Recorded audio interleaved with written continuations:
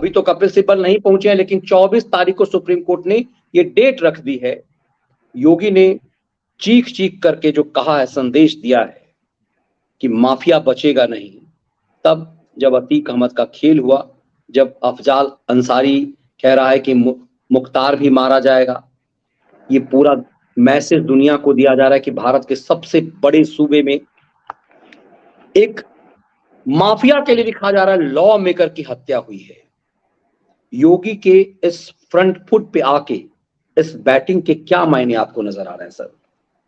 नहीं, योगी बाबा उनकी उपलब्धियों की हम लोग बात कर चुके हैं। योगी बाबा इसलिए फ्रंट फुट में, तो कुछ सच उनके साथ है, जो है उसका सच उनके साथ है। और अभी दर्शकों को बताऊंगा कि कैसा सच उनके साथ है। और ये सारा बवाल मनीष जी जो काटा जा रहा है, जो ये खैराती पहुंच गए हैं सुप्रीम कोर्ट, वो क्यों पहुंचे हैं? एनकाउंटर उनको है, किसी तरीके से एनकाउंटर रुके। एक पहला प्रयास तो कि इसी एनकाउंटर के बहाने योगी बाबा की बलि ले ली जाए और एनकाउंटर रुके। और उसका बड़ी चीज आज दर्शक जरा ये जो हिस्सा मैं बोलने जा रहा हूँ इसको बड़े ध्यान से आप लोग सुनिएगा। इसके बाद बिल्कुल बात ही सारी खत्म हो जाती है और बिल्कुल क्लियर हो जाता है। जैसे अभी सतपाल मलिक का बताया, उस तरह से समझ लीजिए कि ये खैराती, इनका ना समाज से, ना देश से, ना प्रदेश से, किसी चीज से धर्म नहीं है। ये एक टूल किट की तरह है। ये हल, चाहे वो पत्रकार हो, चाहे वो नेता हो, और चाहे तथाकथित बुद्धिजीवी हो, क्योंकि ये बिल्कुल जो सच है उसके बिल्कुल उल्टा दिखा रहे हैं, वही उल्टा करने की कोशिश कर रहे हैं। इस उत्तर प्रदेश को ये अंधेर नगरी बना देना चाहते हैं। मनीष जी, मान लिया उत्तर प्रदेश में एनकाउंटर गड़बड़ हो रहे हैं, एनकाउंटर बड़े गलत हो रहे हैं, तो ये तो सरकारी फिगर है ना, दस्तावेज है, सब जानते हैं कि 183 या 185 लोगों की मौत हुई है एनकाउंटर में, बदमाशों की हुई है। इनके खैरातियों के लिए, शरीफों की मान लीजिए 183 या 185, ये कंफ्यूज है मेरा, दो की संख्या 183 है जो सुप्रीम कोर्ट में रिपोर्ट दिया गया, 183 की दी गई है। 183 और एनकाउंटर हुए मनीष जी उत्तर प्रदेश में 10,000। ये भी सरकारी कह रही कि हमने एनकाउंटर किए हैं 10,000। तो इन खैरातियों को मेरा चैलेंज है कि वो तो जो मर गए तो चलो उनका तो छोड़ दो, जो 10,000 मतलब घटा दिए तो 9,800 जो एनकाउंटर हुए हैं, उनमें जिन पर गोली लगी, किसी के हाथ में लगी, किसी के पैर में लगी, किसी के कहीं और लगी, तो उनमें से एक आध केस लेके चले आओ कि भैया ये तो निर्दोष आदमी था, इसको काहे गोली लग गई, या ये आदमी, इसके खिलाफ कोई अपराध नहीं था। आज तक ये उन 10,000 लोगों में से एक आदमी लेके ऐसा नहीं आ पाए हैं। अब आता हूं मनीष जी 183 लोगों पे। 183 बदमाश मार दिए गए यूपी में, और 6 साल में, दर्शक जरा ध्यान से समझ लें कि 6 साल में 183 बदमाश मारे गए हैं। इसी को लेके सुप्रीम कोर्ट गए हैं। और मैंने कहा था उस दिन कि जिस दिन सुप्रीम कोर्ट जाएंगे तो सुप्रीम कोर्ट को भी कई सवालों के जवाब देने पड़ेंगे। क्यों कहा था आज बताता हूं मनीष जी। मैं सरकारी डाटा बता रहा हूं, तो भाजपा सरकार ने भी, कांग्रेस और इन्हीं की सरकार थी। 1 मार्च 2003 से लेके 31 मार्च 1 अप्रैल 2003 से 31 मार्च 2007, 4 साल उत्तर प्रदेश में मुख्यमंत्री थे मुलायम सिंह यादव, सरकार थी समाजवादी पार्टी की। और जरा आंकड़ा क्या कहता है मनीष जी, उन 4 सालों में देश में 694 एनकाउंटर हुए मनीष जी, पूरे देश में। और उनमें से 431 ये एनकाउंटर नहीं हुए, मतलब ये एनकाउंटर मैं उनको बता रहा हूँ कि ये जो एनकाउंटर में मारे गए लोगों की संख्या बता रहा हूँ कि जिनकी एनकाउंटर में मौत हो गई, कि 1 अप्रैल 2003 से 31 मार्च 2007 तक पूरे देश में 694 लोग मरे थे बदमाश। उनमें से 431 केवल उत्तर प्रदेश में मरे थे मुलायम सिंह के 4 साल के कार्यकाल में, यानी 62% बदमाश मरे थे। और ये मुलायम सिंह का जो कार्यकाल था कि पहला साल जो था 2003-04, उसमें 114 पूरे देश में मरे थे और यूपी में 68 बदमाश मरे थे, ये हुआ 59%। 2004-05 में 122 लोग मरे थे पूरे देश में, यूपी में 66 मरे थे, ये हुआ 59%। 2005-06 में देश में 157 लोग मरे थे, यूपी में 96 मरे थे, ये हुआ 61%। और 2006-07 में, ये क्लासिक है मनीष जी, ये दर्शक समझ लें कि ये चुनावी साल था।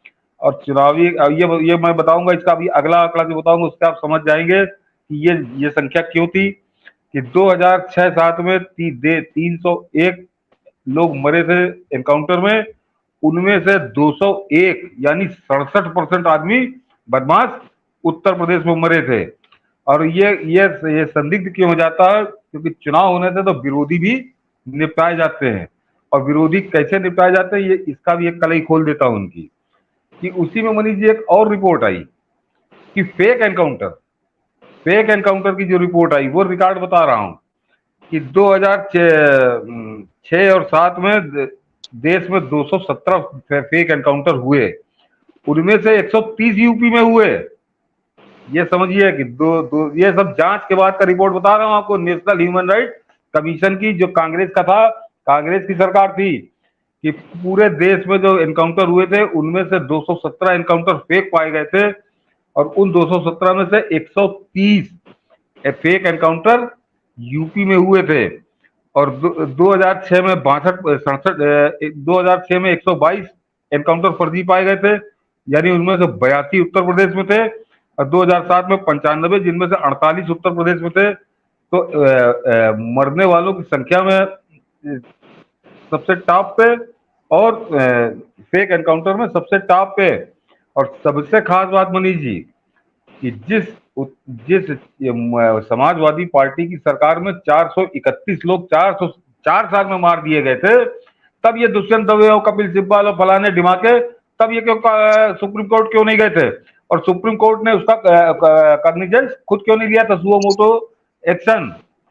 तब वो सब कहीं से कैरेक्टर सर्टिफिकेट लेके आए थे, जबकि मैंने उसका दूसरा आंकड़ा भी बताया कि किस कदर फेक एनकाउंटर हो रहे थे, जितने पूरे देश में हो रहे थे उससे उसके आधे से ज्यादा केवल यूपी में हो रहे थे। इसीलिए मैंने कहा कि चुनाव से पहले वाला जो साल है उसमें 67% लोगों को जो मरे पूरे देश के तुलना में, तो वो उसका समझिए कि फेक एनकाउंटर से समझ में आ रहा कि किस तरह से विरोधी भी निपटा दिए जाते हैं।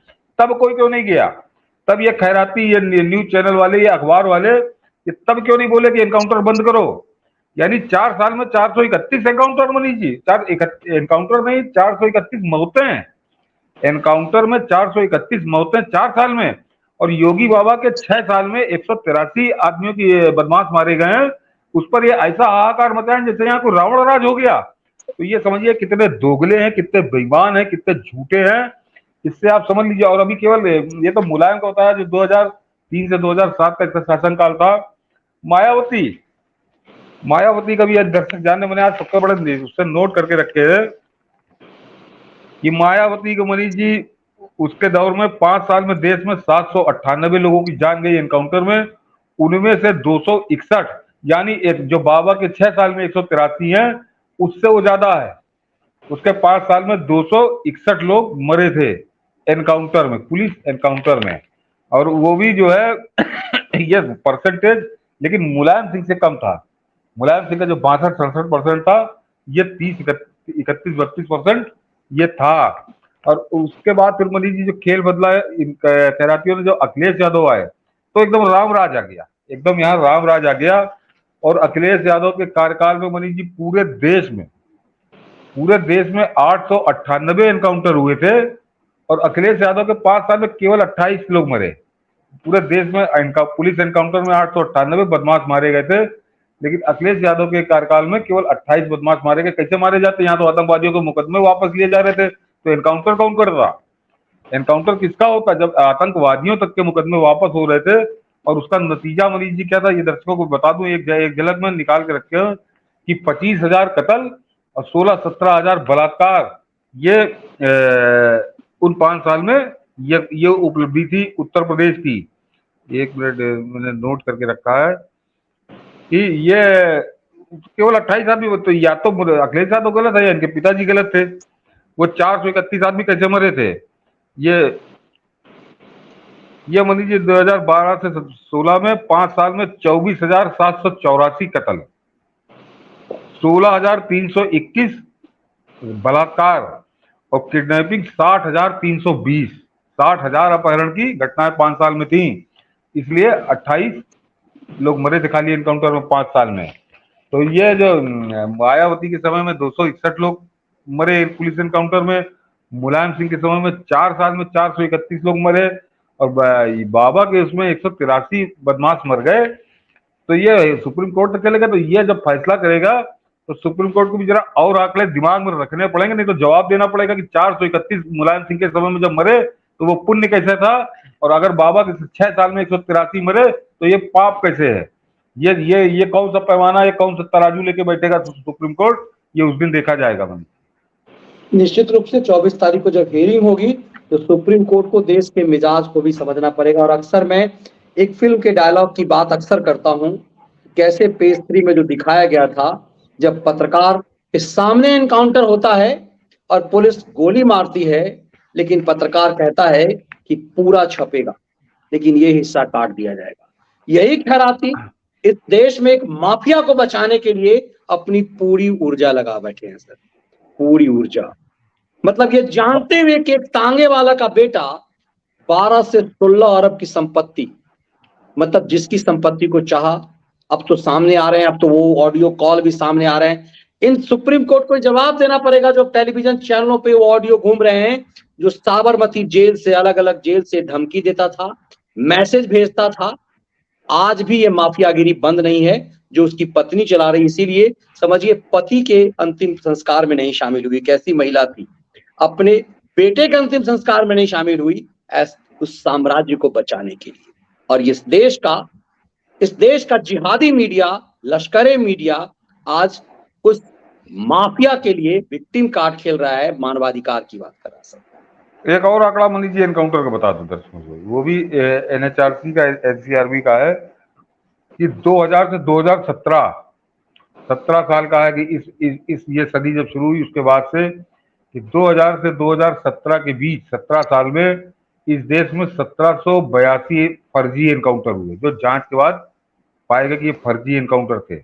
और दर्शक ये जान रहे कि फर्जी एनकाउंटर मतलब जिसमें आदमी मरता है, बाकी की कोई जांच नहीं होती, जिसमें मौत होती है वही होता है। तो 1782 फर्जी एनकाउंटर थे, और उसमें से उत्तर प्रदेश में जो थे 794, 46% फर्जी एनकाउंटर उत्तर प्रदेश में ही हुए थे। ये 2000 से 2017।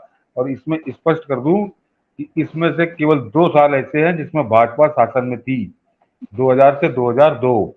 अन्यथा बाकी के जो 14-15 साल है यही सपा और बसपा, इन्हीं का शासन था 15 साल। और उन 17 सालों में 794 फेक एनकाउंटर। ये आंकड़ा कौन देखेगा, इसका न्याय कौन करेगा? ये सुप्रीम कोर्ट जब फैसला करने बैठेंगे यहाँ, तो इस पे गौर करेंगे कि इन पे कभी जांच नहीं हुई। और योगी बाबा के 6 साल में 183 और उसमें 1 या 2 जो पकड़े गए फेक एनकाउंटर, उसमें सजा तत्काल दी गई पुलिस वालों को। तो ये एक फेक एनकाउंटर का बहाना, एनकाउंटर का ही बहाना कर रहे हैं। इनको ये है कि किसी तरह से बदमाशों पे लगी जो बंदिश है, जो बदमाशों की भय बदमाशों के अंदर व्याप्त हो गया है, इसको हटाया जाए, किसी तरह से नए अतीक पैदा किए जाए।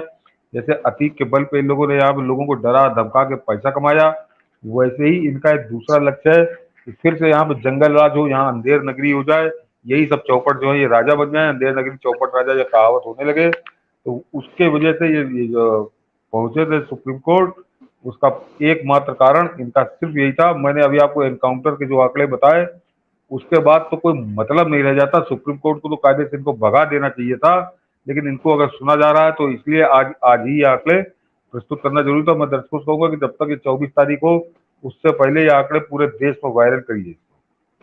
बिल्कुल सर, और ये बात सुप्रीम कोर्ट तक जाए, और मुझे लगता है कि इस वीडियो विश्लेषण को यूपी सरकार का सिस्टम जरूर सुन रहा होगा। ये बातें सरकार के मंत्री तक, भारत के सॉलिसिटर जनरल तक पहुंचना चाहिए, यूपी के एडवोकेट जनरल तक पहुंचना चाहिए, ताकि ये पक्ष रखा जा सके कि इसके पीछे का षड्यंत्र क्या है। और इस देश की सुप्रीम कोर्ट को ये समझना चाहिए कि मानवाधिकार सिर्फ माफियाओं के नहीं होते, और यदि मानवाधिकार इस माफिया का है तो सुप्रीम कोर्ट को यह भी जवाब देना पड़ेगा कि इसी माफिया के लिए 11-11 मिलॉर्ड कहां दुबक गए, क्यों नहीं सुने। ये चीजें जवाब देनी पड़ेगी। इसीलिए इस देश की जनता को इस गंभीरता से लेना पड़ेगा। यदि ऐसे माफियाओं, क्योंकि मुझे कई बार घबराहट होती है कि यदि सुप्रीम कोर्ट ने इस माफिया के लिए एक टिप्पणी कर दी योगी आदित्यनाथ के खिलाफ, तो मुझे लगता है इस देश में विद्रोह हो सकता है, क्योंकि इस देश की जनता योगी के खिलाफ माफियाओं को छोड़ करके, जातिवादी नफरती गैंग, MY समीकरण वाले नफरती गैंग के कुछ लोगों को छोड़ करके ये देश कश्मीर से कन्याकुमारी तक, भले ही उत्तर प्रदेश के मुख्यमंत्री हैं, हर आदमी चाहता है आज के डेट में कि योगी जैसा उसके पास मुख्यमंत्री हो। और क्यों योगी को कुचलने की, अब मोदी से ज्यादा योगी को कुचलने की षड्यंत्र हो रहा है, क्योंकि मोदी ने जो कर लिया सो कर लिया, अब कुछ साल और करेंगे, 75 से पहले कहीं रिटायरमेंट ना ले लें। अब ये बागडोर योगी संभालेगा, इन माफियाओं का क्या होगा। इसीलिए अभिमन्यु की तरह योगी के वध की तैयारी हो रही है, एक तरह की पॉलिटिकल वध, राजनीतिक हत्या की साजिश हो रही है।